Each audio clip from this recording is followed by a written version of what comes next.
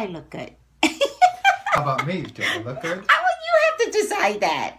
Oh my God. You guys have to see Jason's peanut character. Oh. Where is it on a phone? It looks exactly... And why do you have a different body than me?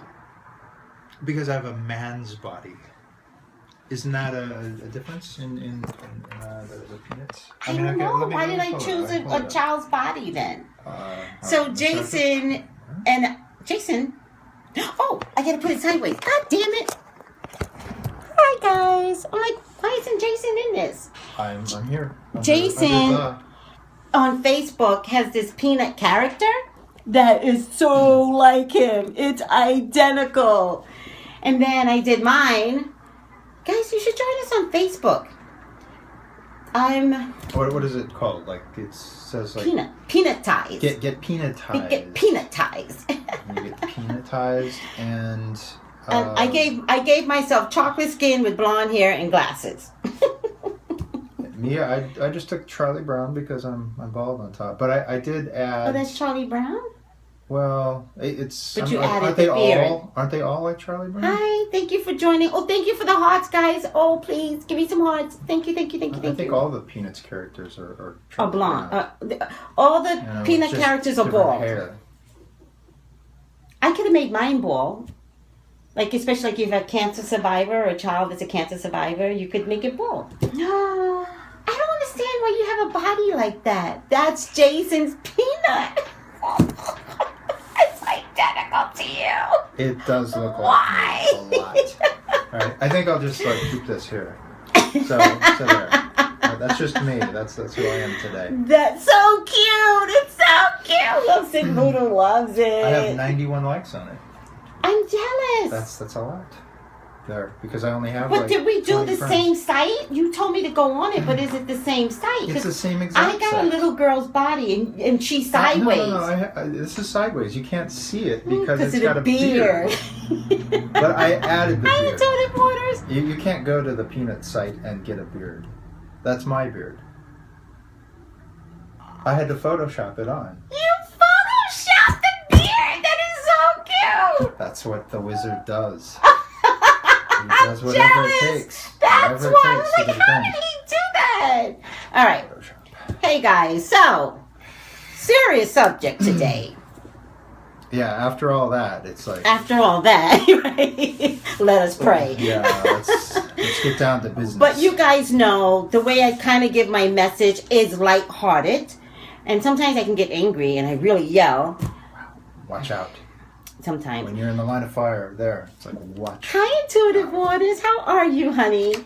But we're actually going to talk about suicide prevention and what is our responsibility. If there's a responsibility that we could have.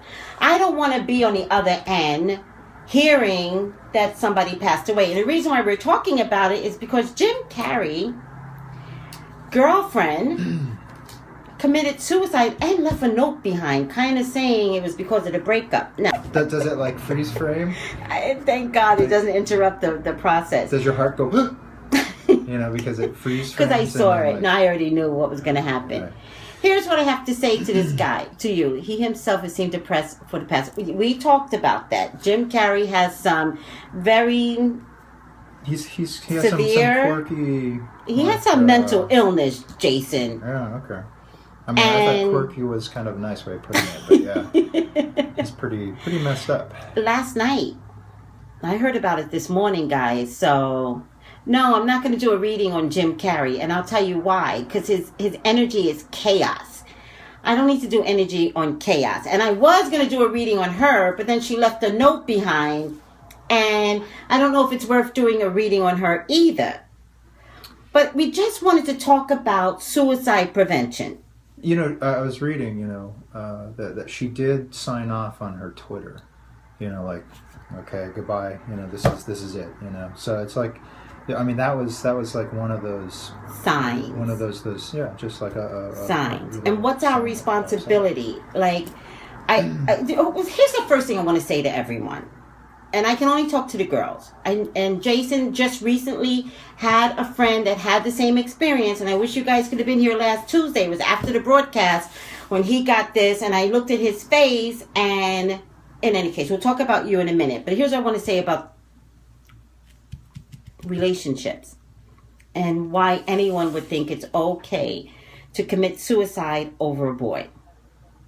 I don't care if the boy is 20, and I don't care if he's 60.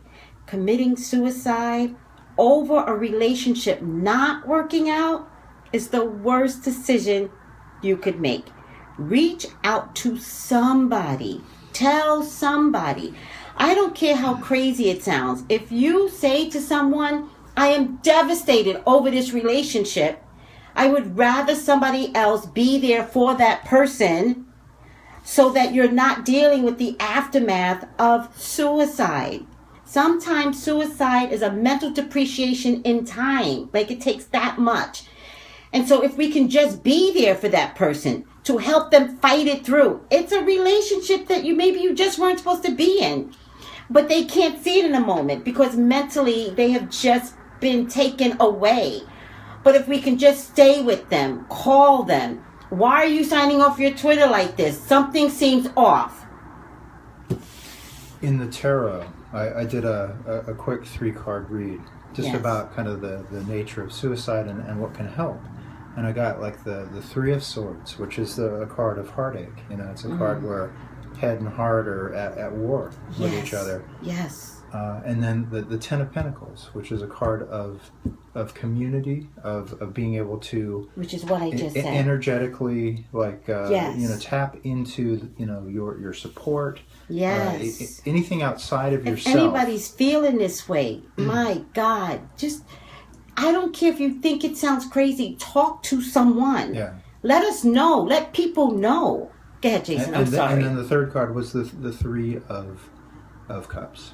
You know, which is about coming into a place of gratitude, of appreciation, friends. It's like friends being there for you. Yeah, it's wanting to pull you through this, wanting to have your back. Yeah, coming back into a place of where you're able to be in this place of joy, of sharing once again, where you're not so much inside of yourself, but you're back amongst others and fully expressing your love.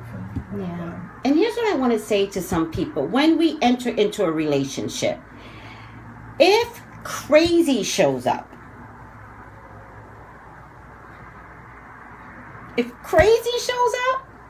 in the any form, in the person, asking, if you're in a relationship or you're entering a relationship and run. I didn't get there yet. Run. Get out. You can't fix crazy. Run far. You can't. Now, here's the thing I want everybody to understand. I have a lot of sympathy for the mental illness. That is not what I'm saying. I'm saying if you're entering a relationship and it feels like chaos, depression is a part of the category of mental illness, chemical imbalance. And I'm not talking about depression. Please understand what I'm saying, but maybe depression is part of it. Okay, I need to get this really clear. Because this is about relationships and entering into a space where there's also some manipulation with.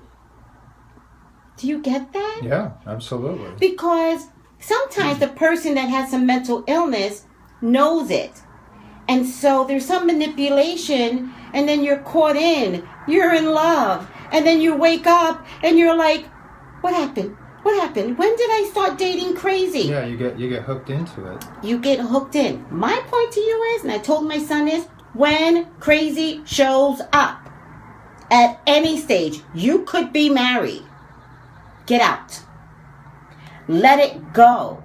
Because part of what we need to help in terms of mental illness, part of what we need to get out there is that controlling the mental illness by a medical professional, by taking your pills, by not doing alcohol, by not doing drugs. These are some of the indications of like knowing that something is completely off its kilter. So when crazy shows up, get out. because we all try to fix crazy. Sometimes it's not fixable. And then you wind up in a situation with this Jim Carrey and this girl. And I bet you 2 to 1, first of all, she might have been have a little mental illness herself.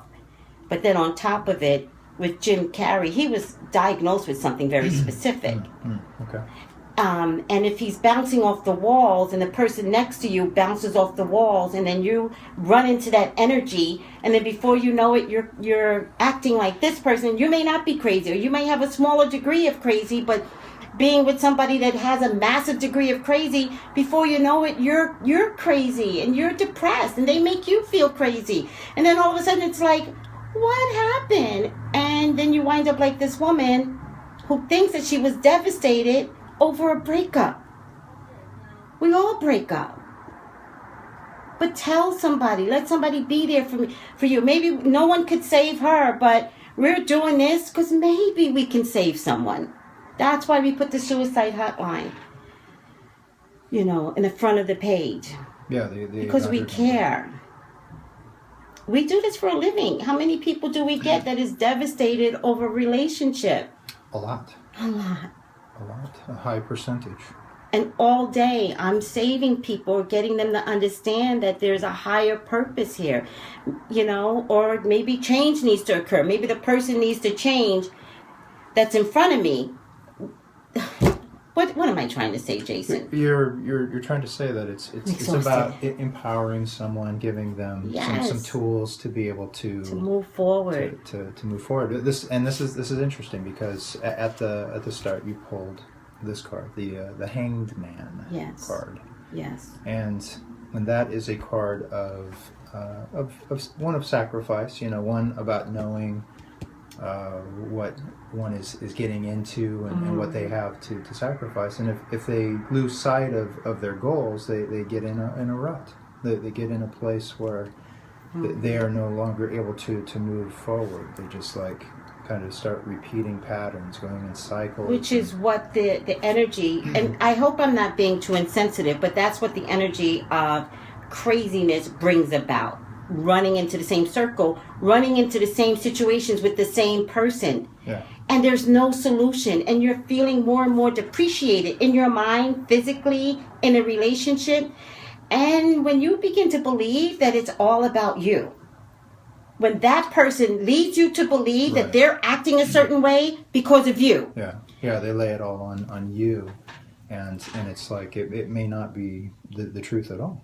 And it's like, but you're willing to carry that weight and that yes. It ends up just until you get to a point of devastation where it's truly the end, and then you think it's okay to commit suicide. When if you just had a little bit of knowledge to know that maybe it's not my fault. Maybe something's wrong with the person that you're with. Maybe you need to figure out that this is not the relationship I need to be in. However, then there's a level that's then placed upon the person where you feel crazy. And so it's hard to measure that. And I'm going back to Jason's card, which is called the Hangman, which is sacrifice. So again, we all have friends that we kind of see that going on inside of them, where they're in a relationship and it's unhealthy. The sacrifice here is stay close to that friend. Help that friend along. Teach them. Give them some tools. And let's not be mean. We don't know what anybody's going through. Let's just be there for them. Mm-hmm. And tell them, I don't care. I say this to all my clients, by the way. I'm like, I don't care if it's 3 o'clock in the morning. Text me. Let me be your cheerleader. Say that to your friends. Maybe that's why I don't have as many clients. Because I'm not giving out my number. Because I don't want them texting me at 3 in the morning. But here's the thing. I mean, you wake up grumpy at 3 in the morning, But what if there's a crisis 3 o'clock in the morning? I could I'm be not there for the them. president. I'm not the president. I'm just a well, now listen, Jason. grumpy old wizard. Wait a second. I was about to. I'm sweating. I was about to go. It's a heavy topic. It's a heavy topic, and I was about to go to sleep one night. What? You know, if you press like the hearts button, you see like hearts are in there. Heart orbs. I Heart used to get orbs in my room. And you did see the light. What if all of the information is about you? You saw the light. What information? The light coming from Liz's room. Really? That? And now they see orbs. You still see orbs around him? That would be amazing. I'd be jealous. I would be jealous. But wait, so I had somebody call me as I'm about to go to sleep, and that's our 15 minutes. okay, I'm not really good at getting bad information before I go to sleep. So someone texts me on my screen. That's amazing. I hope sometimes when I post it, it'll show up, but we can't see it right now. Call me. Right, in any case, this woman calls me and she's like, Tracey, you know, the ghosts are here, blah, blah, blah. And I text her back and I was like, no, that's not what I do in the middle of the night. I don't know what to do. I'm really scared. That's not what I do. So, so you're not. Like if you're going to call me about ghosts and crazy stuff, trust me, I won't participate. I won't. Okay? I don't participate in crazy. But if you're going to call me and you're in the middle of a crisis, I'm going to stay up with you. I'm going to take you down off that ledge. It's a moment in time. All right? And we all need to be there for others. That's our job. Love, compassion, care, awareness. That's our job. Just operating in the world. Let's just be there for one another. Okay. I'm finished lecturing. Are you done lecturing? I don't know that I was lecturing. You weren't. I came in here, I showed my peanut picture there. Okay. I didn't feel that I was lecturing at all. You know, I felt that, No, you were definitely upset. real hot and heavy on a soapbox. Yeah. You know? But yeah, I mean, it's like because we have to be there. The work that we do. Thank you. It is being a friendly ear, you know, to listen. But also, yeah, we do care. I mean, we do care, and we also show options. Like part of why you come to us is to see that there are options out there. And that's the predictive outcome. You're like, oh, you can commit suicide if you want to, but you're about to miss a great guy that's going to give you some great children. Like, that's our job, to give you the hope, but to see it. Like, that's our job. So. Yeah, and just to kind of hold your hand as you like move through a difficult time, because you know it can be difficult. It is difficult. I mean, there's no question about it. But you will pass through, you know, the drama of it and come to a place of where, you know, in the area of hopelessness and all. Yes, like to help you to get through the process. Like, I get people that come to me and come to me and come to me, and then one day they're just gone. Like, they don't need me, and I'm like so happy about that. I'm like, oh my God, like that makes me cry. Because you're so healthy, you're just navigating your own life now. Yeah. A bad moment in time, that's all I want to prevent. I want to be there for you. And that's what Jason does. That's what we do as psychics. We're there for you. You can still see your therapist. All right. What's the 800 number so we can say it out loud, Jason? Oh, it's, I have to look it up again. Because there's so many screens. I did I did this. We're back to his peanut character. Well, you're the one who brought it up. You're so proud of it. It's and I'm jealous. One. And you are jealous of it. I That's stay why jealous. Okay, so the suicide prevention hotline number is... You say it. Okay, it's 1-800-273-8255. Lend a hand, people. Let's be there for one another from now on. All right, that's it. Thank you for the hearts, guys. I hope you really appreciate this broadcast. Thank you. Bye.